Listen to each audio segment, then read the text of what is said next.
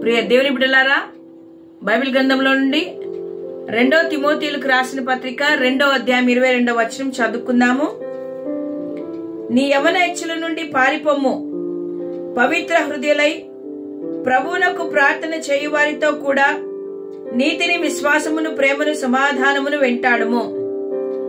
నీ యవ్వన ఇచ్చల నుండి పారిపోమ్ము. దేవునికి స్తోత్రం కలుగును గాక. ఈ మాటలను పౌలు భక్తుడు తన శిష్యుడైన తిమోతితో మాట్లాడుతూ ఉంటున్నాడు. తిమోతి యవనస్తుడు, మరి దేవుని యొక్క పరిచర్య చేయడానికి ఆత్మీయంగా బలముగా ఉన్న వ్యక్తి. మరి తిమోతి విశ్వాసములో పౌలు కంటే తక్కువే, కానీ ఆత్మీయతలో బలమైన వాడు. అపోస్తలుడైన పౌలు సాతానుడు ఏ రీతిగా మరి దేవుని బిడ్డలను పడద్రోయాలని గర్జించు సింహము వలె ఏ రీతిగా తిరుగుతున్నాడో, విశ్వాసి యొక్క విశ్వాసాన్ని కోల్పోవడానికి వాడు చేసే ప్రయత్నాలు, వాడు ఏ ఏ ప్రయత్నాలు చేస్తాడో అవన్నిటినీ కూడా ఎరిగిన వాడు కనుక ఆయన తిమోతిని హెచ్చరిస్తూ ఉన్నాడు. ఏమని హెచ్చరిస్తూ ఉంటున్నాడు? తిమోతి, నీవు యవ్వన ఇచ్చల నుండి పారిపో.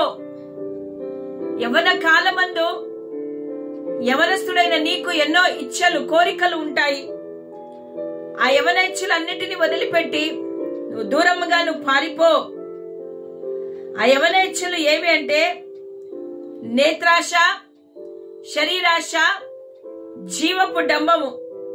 ఇవన్నీ కూడా తండ్రి యొద్ద నుండి వచ్చినవి కాదు, కానీ దుష్టు నుండి వచ్చినవి. కాబట్టి నీ ఆత్మీయమైన జీవితము బాగుపడాలంటే, నీవు దేవుని యొక్క పరిచర్య చేయాలంటే, నీవు ఆత్మీయంగా ఎదగాలంటే, తిమోతి నువ్వు చేయవలసిన పని ఏమంటే వీటిని యవ్వన ఇచ్చల నుండి నువ్వు పారిపో అని ఆయన హెచ్చరిస్తూ ఉంటున్నాడు. అవును, తిమోతి యవనస్తుడు, దేవుని కొరకు ఆసక్తి కలిగి పని చేయాలని కోరుకుంటున్న వ్యక్తి.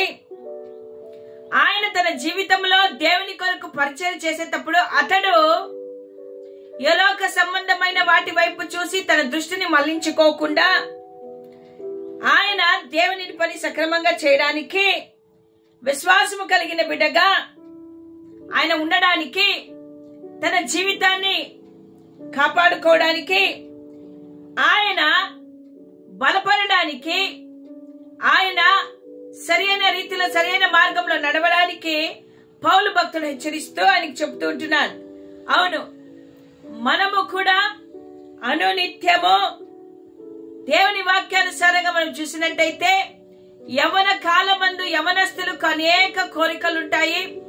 ఆ కోరికల నుండి మనము పారిపోయి క్రీస్తు కొరకు, క్రీస్తు పని నిమిత్తము, ఆయనను సేవించే నిమిత్తము ఒక ఆశ కలిగిన బిడ్డలుగా మనం ఉండి ముందుకు వెళ్లాలని ఉదయకాలము పరిశుద్ధాత్మ దేవుడు మాట్లాడుతున్నాడు. అవును, నా ప్రియమైన దేవుని బిడ్డలారా, సహోదరుడా, సహోదరి, ఈ ఉదయకాలమున యవ్వన ఇచ్చల నుండి పారిపోయి నీవు దేవుని కొరకు నువ్వు బ్రతికే బిడ్డగా ఉండాలని ఆశపడుతూ ఉంటున్నాం. అవును, ఈ యవ్వన ఇచ్చలు మనం ఎన్ని ఉన్నా వాటిలన్నిటిని మనం తీర్చుకోలేం. మనం ఆశలన్నీ తీర్చగలిగిన వాడు, మన కోరికలన్నీ నెరవేర్చువాడు, మన జీవితంలో మనకి ఏది అవసరమో అవన్నీ కూడా ఇచ్చేవాడు యేసయ్య ఒక్కడే. ఆయన ఒక్కడే మనల్ని ఏ కోరిక నీకుందో దానిని సాటిస్ఫై చేయగలడు, తృప్తిపరచగలడు. కాబట్టి మనము యవనేచ్ఛల నుండి దూరంగా ఉండి క్రీస్తును వైపు చూస్తూ దేవుడు మనకు చేసే యొక్క మేలను బట్టి కృతజ్ఞతాస్తుతులు చెల్లిస్తూ దేవుని వైపు చూస్తూ, ఈ లోకము నాకొద్దు, ఈ లోక సహవాసము నాకొద్దు, యవనేచ్ఛలుడు నేను పారిపోతాను అనే ఒక ఆలోచన కలిగిన బిడ్డలుగా వాక్యము మీద మన దృష్టి వచ్చి ముందుకు వెళ్లాలని పరిశుద్ధాత్మ దేవుడి ఉదయకాలం కోరుకుంటున్నాడు. పాత నిబంధన గ్రంథంలో మనం చూసినట్టయితే యోసేపు అనే యవనస్తుడు ఉన్నాడు. అన్నల చేత అమ్మబడిన యోసేపు ఐగుప్తు దేశంలో బానిసగా ఉన్నప్పుడు పోతీఫరు గృహములో మరి ఆయన బానిసగా ఉన్నాడు. పోతీఫరు అతని మంచితనాన్ని చూసి అతని మీద దయ కలిగింది కాబట్టి ఆయన ఇల్లంతటి మీద అధికారమునిచ్చి ఆయనను అక్కడ ఉంచుకున్నాడు. ఒక బానిసకు ఇల్లంతా అప్పగించాడు పోతీఫర్. కానీ పోతీఫర్ యొక్క భార్య ఈ యొక్క యోసేపు మీద చెడు ఆలోచన కలిగింది. చెడు ఆలోచన కలిగిన ఆమె సమయము కొరకు చూసింది. సమయము చూసిన ఆమె ఈ యొక్క యోసేపును శోధించింది, అతన్ని పట్టుకొనింది. కానీ యోసేపు ఆ యవన యెచ్చల నుండి, ఆ స్థలము నుండి తన పై వస్త్రాన్ని కూడా వదిలిపెట్టి పారిపోయాడు. హల్లెలూయా. ఎవరైనా వస్త్రములను వదిలిపెట్టి పారిపోతారా? కానీ యోసేపు తన యొక్క ఆలోచన ఏమంటే, నేను పాపము చేయకూడదు, ఈ శోధనలోనే పడిపోకూడదు. నా యజమానుడు నన్ను నమ్మి ఈ ఇంటిని నాకు ఇచ్చాడు, ఆయన నన్ను నమ్మాడు కాబట్టి నేను ఎంత మాత్రం ఆయనకు ద్రోహము చేయకూడదు, మోసము చేయకూడదు అని ఆలోచన కలిగి ఈ పాపము నుండి అతడు పారిపోయాడు. అవకాశం ఉన్నా, తప్పించుకునే మార్గాలు ఉన్నా యోసేపు పాపము చేయకుండా యవన ఇచ్చల నుండి పారిపోయాడు. నా ప్రియ సోదరుడ సహోదరి, ఈరోజు నీ నా ముందు మన కోరికలు తీర్చబడడానికి, మనము లోకములో సంతోషించడానికి ఎన్నో అవకాశాలు ఉన్నాయి. కానీ వాటినన్నిటినీ కూడా మనము ఏమి చేయాలంటే ఆ యవన ఇచ్చల నుండి, ఆ కోరికల నుండి మనము దూరంగా పారిపోయే వారిగా మనం ఉండాలి. దేవుడు మనలను తృప్తిపరిచి సహాయము చేసే దేవుడై ఉంటున్నాడు. ఈ ఉదయ కాలమున ఆయన మరి ఏ రీతిగా మనం ఉండాలో ఆయన కోరుకుంటున్నాడు, ఆశపడుతూ ఉంటున్నాడు. కాబట్టి నా ప్రియ సోదరుడ సహోదరి, మనం ఏ రీతిగా ఉండాలంటే నీతి కలిగిన వారిగా, విశ్వాసమును, ప్రేమ, సమాధానమును వెంటాడే వారిగా ఉండాలా. మనము యవన ఇచ్చల నుండి పారిపోతే ఒకటే చాలదు, కానీ నీతి కలిగిన వారిగా మనం ఉండాలి. దేవుని వాక్యం సెలవిస్తుంది, నీతిమంతుడు లేడు, ఒక్కడు లేడు, అందరూ పాపము చేసిన వారే. కానీ దేవుడు అంటాడు, నువ్వు యథార్థముగా నీతిని వెంటాడు అని అంటున్నాడు. రెండవది, విశ్వాసము కలిగి ఉండాలి. అవును, మనము దేనినైనా నమ్మాలి, విశ్వసించాలి కదా. లేని దానిని ఉన్నట్టుగా నమ్మాలి. ఈరోజు మనకు కనిపించని, మనకు తెలియని, మనము ఊహించలేని గొప్ప దేవుని మనము విశ్వాసము కలిగి నమ్ముతూ ఉంటున్నాము కదా. మరి ఆయన ఎంత విశ్వాసం ఉంచి దేవుని నమ్మేవారిగా ఉండాలా. విశ్వాసము లేకుండా దేవునికి ఇష్టలై ఉండుట అసాధ్యమని దేవుని వాక్యం సెలవిస్తుంది. విశ్వాసము కలిగి దేవుడు ఉన్నాడని, ఆయన కార్యాలు చేస్తాడని నువ్వు నమ్మే బిడ్డగా ఉండాలి. హల్లెలూయా. మూడవదిగా నువ్వు ప్రేమ కలిగి ఉండాలంట. ప్రేమ దోషములను కప్పును. ఈరోజు దేవుని బిడ్డలని పిలువబడుతున్న మనము దేవుని ప్రేమను కలిగి ఉండాలి. యేసయ్య అందరినీ ప్రేమించాడు. ఆయన డబ్బున్న వారినే, అధికారమున్న వారినే, ఆస్తున్న వారినే కాదు, కానీ ఆయన అందరినీ ప్రేమించాడు, అందరినీ క్షమించాడు. ఈరోజు దేవుని బిడ్డగా ప్రార్థనలు చేస్తున్న నీవు, మందిరానికి వెళ్తున్న నీవు, సహవాసానికి వెళ్తున్న నీవు, ఉపవాసం ఉంటున్న నీవు ప్రేమ కలిగి ఉన్నావా?